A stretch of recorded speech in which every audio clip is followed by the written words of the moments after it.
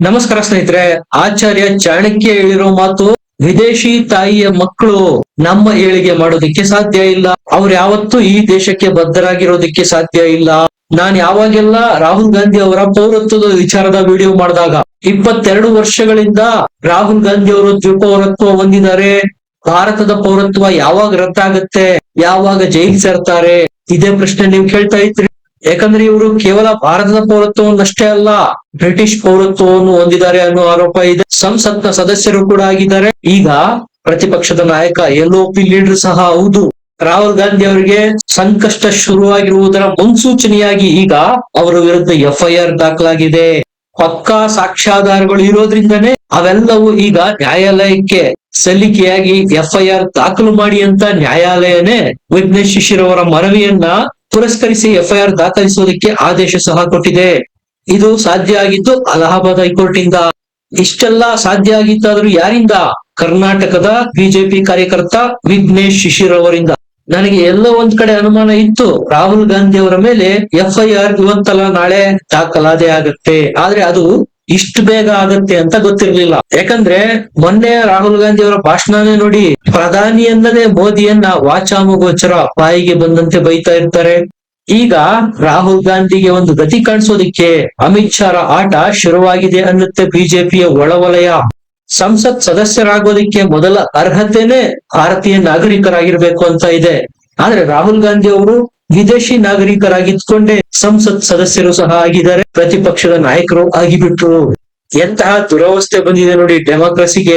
ನಮ್ಮ ಸೇನಾ ಮುಖ್ಯಸ್ಥರ ಮೇಲೆ ಆರೋಪ ಮಾಡ್ತಾರೆ, ಪಾಕಿಸ್ತಾನದ ವಿರುದ್ಧ ಆಪರೇಷನ್ ಸಿಂಧೂರನ ಪ್ರಶ್ನೆ ಮಾಡ್ತಾರೆ, ಪೆಹಲ್ಗಾಮ್ನಲ್ಲಾದ ಟೆರರಿಸ್ಟ್ ಅಟ್ಯಾಕ್ ನ ಅಪಹಾಸ್ಯ ಮಾಡ್ತಾರೆ ರಾಹುಲ್ ಗಾಂಧಿ.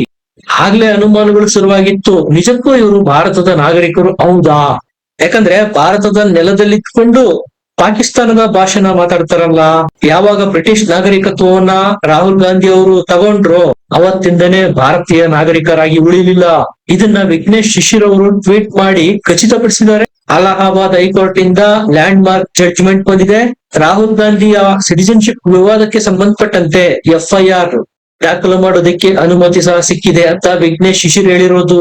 ನಿಮಗೆ ನೆನಪಿರ್ಬೋದು, ರಾಹುಲ್ ಗಾಂಧಿ ಅವರು ಭಾರತದ ನಾಗರಿಕರೇ ಅಲ್ಲ, ಬ್ರಿಟಿಷ್ ನಾಗರಿಕರು ಅಂತ ವಾದ ಶುರು ಮಾಡಿದ್ದು ಸುಬ್ರಹ್ಮಣ್ಯಂ ಸ್ವಾಮಿ. ರಾಹುಲ್ ಗಾಂಧಿ ಅವರ ಕಂಪನಿ ಬ್ರಿಟಿಷ್ ಅಡ್ರೆಸ್ ಅಲ್ಲಿರೋದು, ಲಂಡನ್ ನಲ್ಲಿ ಅವರ ಮನೆ ಇದೆ, ಬ್ರಿಟಿಷ್ ಸಂಸತ್ತಿಗೆ ವೋಟಿಂಗ್ ಮಾಡ್ತಾರೆ ರಾಹುಲ್ ಗಾಂಧಿ ಅಂತೆಲ್ಲ ಆರೋಪಗಳನ್ನ ಸುಬ್ರಹ್ಮಣ್ಯಂ ಸ್ವಾಮಿ ಈ ಹಿಂದೆ ಮಾಡಿದ್ರು. ಎಲ್ಲಿವರೆಗೂ ಸುಬ್ರಹ್ಮಣ್ಯಂ ಸ್ವಾಮಿ ಅವರ ಕೈಯಲ್ಲಿ ಈ ಕೇಸ್ ಇತ್ತು ಅಲ್ಲಿಯವರೆಗೂ ರಾಹುಲ್ ಗಾಂಧಿ ದ್ವಿಪೌರತ್ವಕ್ಕೆ ಸಂಬಂಧಪಟ್ಟಂತೆ ಏಳಿಗೆನೇ ಆಗಿರ್ಲಿಲ್ಲ. ಆದ್ರೆ ಯಾವಾಗ ಇನ್ನೊಂದ್ ಕಡೆ ಕರ್ನಾಟಕದ ವಿಘ್ನೇಶ್ ಶಿಶಿರ್ ಅವರು ಈ ಕೇಸ್ ನ ಕೈಗೆತ್ಕೊಂಡ್ರು, ಈಗ ಅದು ತಾರ್ಕಿಕ ಅಂತ್ಯ ತಲುಪುವ ಘಟ್ಟಕ್ಕೆ ಬಂದು ನಿಂತಿದೆ.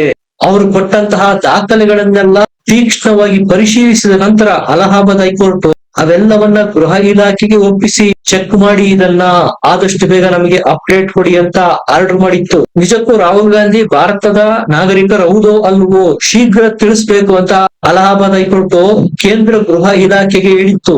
ಆಗ ಗೃಹ ಇಲಾಖೆ ಏನ್ ಹೇಳಿತ್ತು, ನಾವಿದನ್ನ ಸಾರ್ವಜನಿಕವಾಗಿ ಬಹಿರಂಗಪಡಿಸೋದಕ್ಕೆ ಆಗೋದಿಲ್ಲ, ಯಾಕಂದ್ರೆ ಸೆನ್ಸಿಟಿವ್ ವಿಚಾರ ಇದು. 4 ಕೋಣೆಯಲ್ಲಿ ಹೈಕೋರ್ಟ್ಗೆ ಬೇಕಾದ ಎಲ್ಲ ಸಾಕ್ಷ್ಯಾಧಾರಗಳನ್ನ ಸಬ್ಮಿಟ್ ಮಾಡ್ತೇವೆ ಅಂದಿತ್ತು ಕೇಂದ್ರ ಗೃಹ ಇಲಾಖೆ. ಈಗ ಆ ಎಲ್ಲ ದಾಖಲಾತಿಗಳು ಸಿಕ್ಕಿದಾವೆ. ಅದನ್ನು ನೋಡಿದ ಅಲಹಾಬಾದ್ ಹೈಕೋರ್ಟ್ ಶಾಕ್ ಆಗ್ಬಿಟ್ಟಿದೆ. ತಕ್ಷಣ ನಿರ್ದೇಶನ ಕೊಟ್ಟಿದೆ, ರಾಯ್ ಬರೇಲಿ ಪೊಲೀಸ್ ಠಾಣೆಯಲ್ಲಿ ರಾಹುಲ್ ಗಾಂಧಿ ವಿರುದ್ಧ FIR ಹಾಕಿ ಅಂತ. ನೆನ್ಪಿಟ್ಕೊಳ್ಳಿ, ರಾಹುಲ್ ಗಾಂಧಿ ಜನಪ್ರತಿನಿಧಿಗಳ ವಿರುದ್ಧ ಅಷ್ಟು ಸುಲಭವಾಗಿ FIR ಹಾಕೋದಕ್ಕಾಗೋದಿಲ್ಲ. ಬೇಕಾದ ಪುಕ್ತ ಸಬೂತು ಇದ್ರೆ ಮಾತ್ರ ಮುಂದುವರಿಯೋದಕ್ಕೆ ಬರೋದು. ಈಗ ಕೋರ್ಟೇ ಆದೇಶ ಮಾಡಿದೆ. ವಿಘ್ನೇಶ್ ಶಿಶಿರ್ ಅವರು ತಮ್ಮ ದೂರಿನನ್ವಯ FIR ದಾಖಲು ಮಾಡೋದಕ್ಕೆ ಅನುಮತಿ ಕೊಟ್ಟು ಈಗ ರಾಹುಲ್ ಗಾಂಧಿ ಸಿಕ್ಕಿ ಬಿದ್ರ. ಎಂತಹ ದುರದೃಷ್ಟ ನೋಡಿ. ಪೌರತ್ವದ ವಿವಾದ ಇದ್ಕೊಂಡೇ ಕಳೆದ 22 ವರ್ಷಗಳಿಂದ ರಾಹುಲ್ ಗಾಂಧಿ ಅಧಿಕಾರ ಅನುಭವಿಸ್ತಾ ಬಂದ್ರ. ದೇಶದ ಕಾಯ್ದೆ ಕಾನೂನುಗಳನ್ನು ರೂಪಿಸುವ ಸಂಸತ್ನ ಸದಸ್ಯರಾಗಿದ್ರ, ಮಹತ್ವದ ಸ್ಥಾನ ವಿರೋಧ ಪಕ್ಷದ ನಾಯಕರಾಗಿದ್ರ. ಇದೆಲ್ಲ ಭಾರತದ ನಾಗರಿಕರಲ್ಲದೆ ರಾಹುಲ್ ಗಾಂಧಿ ಆಗಿರ್ತಕ್ಕಂಥದ್ದು. ಪಾಕಿಸ್ತಾನದ ಭಾಷೆನ ಯಾಕೆ ಮಾತಾಡ್ತಾ ಇದ್ರು, ಯಾವಾಗ್ಲೂ ದೇಶ ವಿರೋಧವಾಗಿ ನಿಲುವುಗಳನ್ನ ಯಾಕೆ ತಳಿತಾ ಇದ್ರು ಅನ್ನೋದು ಈಗ ಅನುಮಾನ ಮೂಡಿ ಬರ್ತಾ ಇದೆ. ಯಾಕಂದ್ರೆ ಈ ದೇಶದ ಅನ್ನ ನೀರು ಗಾಳಿ ಸೇವಿಸಿದ ಯಾವುದೇ ಸಾರ್ವಜನಿಕ ದೇಶದ ವಿರುದ್ಧ ಈ ರೀತಿ ದ್ವೇಷ ಕಾರೋದಿಲ್ಲ. ಆದ್ರೆ ರಾಹುಲ್ ಗಾಂಧಿ ಮೋದಿಯನ್ನ ವಿರೋಧ ಮಾಡ್ತಾ ಮಾಡ್ತಾ ಇಡೀ ದೇಶವನ್ನೇ ವಿರೋಧ ಮಾಡೋದಕ್ಕೆ ಶುರು ಮಾಡಿದ್ರು. ಈಗ FIR ದಾಖಲಾಗೋದ್ರಿಂದ ರಾಹುಲ್ ಗಾಂಧಿ ಅರೆಸ್ಟ್ ಆಗ್ತಾರಾ? ರಾಹುಲ್ ಅರೆಸ್ಟ್ ಆದ ನಂತರ ಆಬ್ವಿಯಸ್ಲಿ ಅವರ ಸಂಸತ್ ಸದಸ್ಯತ್ವ ಹೋಗುತ್ತಾ? ಅವರು LOP ಸ್ಥಾನಕ್ಕೆ ರಾಜೀನಾಮೆ ಕೊಡ್ತಾರಾ? ಸ್ನೇಹಿತರೆ, ಇಷ್ಟು ದಿವಸ ನಡೆದುಕೊಂಡು ಬಂದ ಕೇಸ್ನ ರೀತಿ ಇರಲ್ಲ ಇದು. ಗೃಹ ಇಲಾಖೆನೆ ಸಬೂತುಗಳನ್ನ ಕೊಟ್ಟಿರೋದ್ರಿಂದ ಇಲ್ಲಿವರೆಗೂ ಒಂದ್ ಲೆಕ್ಕ, ಇನ್ನು ಮುಂದೆ ಒಂದ್ ಲೆಕ್ಕ. 22 ವರ್ಷ ಬೇಕಾಗಿತ್ತ ಅದಕ್ಕೆ ಅಂತ ನೀವು ಕೇಳ್ಬೋದು. ಎಲ್ಲೋ ಒಂದ್ ಕಡೆ ನಿಧಾನ ಆಗಿದೆ, ಇಲ್ಲ ಅಂತ ಹೇಳಲ್ಲ. ಆದ್ರೆ ಬೇರೆ ದೇಶದ ನಾಗರಿಕರು ಅಂತ ಆರೋಪ ಇರೋದ್ರಿಂದ ಅಲ್ಲಿಯ ದಾಖಲೆಗಳನ್ನ ತರಿಸಿಕೊಳ್ಬೇಕಾಗತ್ತೆ, ಅದನ್ನೆಲ್ಲ ಪರಿಶೀಲನೆ ಮಾಡ್ಬೇಕಾಗತ್ತೆ. ಅದಕ್ಕೆ ಸ್ವಲ್ಪ ಸಮಯ ಹಿಡಿದಿದೆ. ಯಾರಾದ್ರೂ ಸಾಮಾನ್ಯ ವ್ಯಕ್ತಿಯ ವಿಚಾರ ಆಗಿದ್ರೆ ಇಷ್ಟೊತ್ತಿಗೆ ಕೇಂದ್ರ ಸರ್ಕಾರ ಇದನ್ನ ಓಪನ್ ಕೋರ್ಟ್ ಅಲ್ಲಿ ಕೊಟ್ಟು ಬಿಡ್ತಾ ಇತ್ತು. ಆದ್ರೆ ರಾಹುಲ್ ಗಾಂಧಿ ಈ ದೇಶದ ಸಂಸತ್ತಿನ ಸದಸ್ಯರಾಗಿದ್ದಾರೆ, ಪ್ರತಿಪಕ್ಷದ ನಾಯಕರಾಗಿದ್ದಾರೆ. ಹಾಗಾಗಿ ನಿಗೂಢವಾಗಿ 4 ಗೋಡೆಗಳ ಮಧ್ಯೆ ನ್ಯಾಯಾಲಯಕ್ಕೆ ದಾಖಲಾತಿಗಳನ್ನ ಕೇಂದ್ರ ಗೃಹ ಇಲಾಖೆ ಕೊಟ್ಟಿರೋದು. ಸತತ 10 ವರ್ಷಗಳ ಕಾಲ ರಾಹುಲ್ ಗಾಂಧಿ ಅವರ ತಾಯಿ ಸೋನಿಯಾ ಗಾಂಧಿ ಅವರು ಮನಮೋಹನ್ ಸಿಂಗ್ ಅವರ ಆಡಳಿತಾವಧಿನಲ್ಲಿ ಸೂಪರ್ ಪ್ರೈಮ್ ಮಿನಿಸ್ಟರ್ ಆಗಿದ್ರು. ಮನಮೋಹನ್ ಸಿಂಗ್ ಸರ್ಕಾರ ಹೊರಡಿಸಿದ್ದ ಆರ್ಡಿನೆನ್ಸ್ ನ ಹರಿದು ಹಾಕಿ ದಾರ್ಶ ಮೆರೆದಿದ್ರು ರಾಹುಲ್ ಗಾಂಧಿ. ತಾನು ಯುವರಾಜ, ಏನ್ ಬೇಕಾದ್ರೂ ಮಾಡಬಹುದು ಅನ್ನುವ ವ್ಯಕ್ತಿತ್ವ ತೋರಿಸಿದ್ರು. ಇಂಥವರು ಮಾತೆತ್ತಿದ್ರೆ ಪ್ರಜಾಪ್ರಭುತ್ವ ಅಂತ ಕೆಂಪು ಪುಸ್ತಕ ಹಿಡಿದು ಬೀದಿಗಿಳಿತಾರೆ. ಅದೇ ಪ್ರಜಾಸತ್ತಾತ್ಮಕವಾಗಿ ಆಯ್ಕೆಯಾಗಿದ್ದ ಸರ್ಕಾರದ ಆರ್ಡಿನೆನ್ಸ್ ನ ಹರಿದು ಬಿಸಾಕ್ತಾರೆ ರಾಹುಲ್ ಗಾಂಧಿ. 60 ವರ್ಷದಿಂದ ಸೋನಿಯಾ ಗಾಂಧಿ ಅವರು ಈ ದೇಶದಲ್ಲಿದ್ದಾರೆ, ಸರಿಯಾಗಿ ಹಿಂದಿ ಮಾತಾಡೋದಕ್ಕೆ ಬರೋದಿಲ್ಲ. ಇಲ್ಲೇ ಗೊತ್ತಾಗುತ್ತೆ ಈ ದೇಶದ ಮೇಲೆ ಇವರಿಗೆ ಎಷ್ಟು ಪ್ರೀತಿ ಇದೆ. ಏನು ದುರದೃಷ್ಟನೋ ಏನೋ, ಇದರಲ್ಲೂ ರಾಹುಲ್ ಗಾಂಧಿ ಮತ್ತು ಅವರ ಕಾಂಗ್ರೆಸ್ ಪಕ್ಷದವರು ವಿಕ್ಟಿಮ್ ಕಾರ್ಡ್ ಪ್ಲೇ ಮಾಡುವ ಪ್ರಯತ್ನಗಳನ್ನ ಮಾಡ್ತಾ ಇದ್ದಾರೆ. ಮಾಡಿರೋದೇ ತಪ್ಪು, ಡ್ಯುಯಲ್ ಸಿಟಿಜನ್ಶಿಪ್ ಪಡೆದು ತಪ್ಪು ಅನ್ನೋದ್ರಲ್ಲಿ ಏನ್ ತಪ್ಪಿದೆ? ಇದರಲ್ಲಿ ವಿಕ್ಟಿಮ್ ಕಾರ್ಡ್ ಪ್ಲೇ ಮಾಡೋದೇನಿದೆ? ಈ ನೆಲದ ಕಾಯ್ದೆ, ಕಾನೂನುಗಳು, ಸಂವಿಧಾನ ಕೇವಲ ಸಾಮಾನ್ಯ ನಾಗರಿಕರ ಮೇಲೆ ಮಾತ್ರ ಅಪ್ಲೈ ಆಗದ? ರಾಹುಲ್ ಗಾಂಧಿ ಅವರು ಇದಕ್ಕೆ ಅತೀತರ? 10 ವರ್ಷಗಳ ಕಾಲ ಸೂಪರ್ ಪ್ರೈಮ್ ಮಿನಿಸ್ಟರ್ ಆಗಿದ್ದ ಸೋನಿಯಾ ಗಾಂಧಿ ಅವರು ಮಗ ರಾಹುಲ್ ಗಾಂಧಿ ಅವರು ದ್ವಿಪೌರತ್ವ ಪಡೆಯುವ ಪರಿಸ್ಥಿತಿ ಯಾಕೆ ಬಂತು?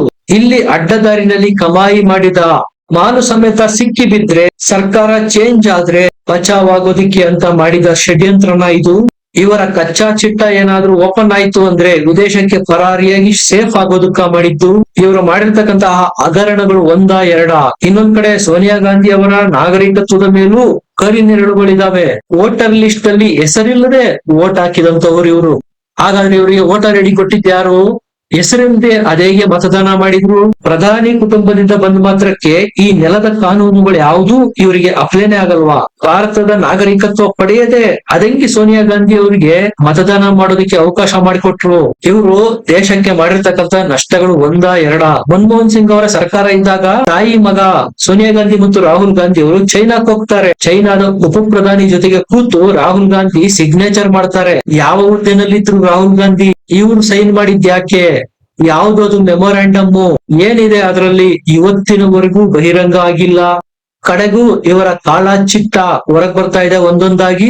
22 ವರ್ಷಗಳಿಂದ ದೇಶದ ಕಣ್ಣಿಗೆ ಮಣ್ಣೆರಚಿ ದ್ವಿಪೌರತ್ವವನ್ನು ಹೊಂದುವ ಮೂಲಕ ಅಸಂವೈಧಾನಿಕವಾಗಿ ಈ ದೇಶದ ಸಂಸತ್ ಸದಸ್ಯರಾಗಿದ್ರ.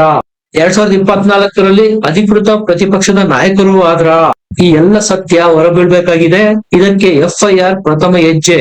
ನೋಡ್ತಾ ಇರಿ ಮುಂದೆ ಏನೆಲ್ಲ ಬೆಳವಣಿಗೆಗಳಾಗುತ್ತೆ. ನಿಮ್ಗೆ ಏನ್ ಅನ್ಸುತ್ತೆ? ಕಮೆಂಟ್ ಮಾಡಿ, ಲೈಕ್ ಮಾಡಿ, ಚಾನಲ್ ನ ಸಬ್ಸ್ಕ್ರೈಬ್ ಮಾಡಿ. ಮತ್ತೆ ಸಿಗೋಣ. ನಮಸ್ಕಾರ.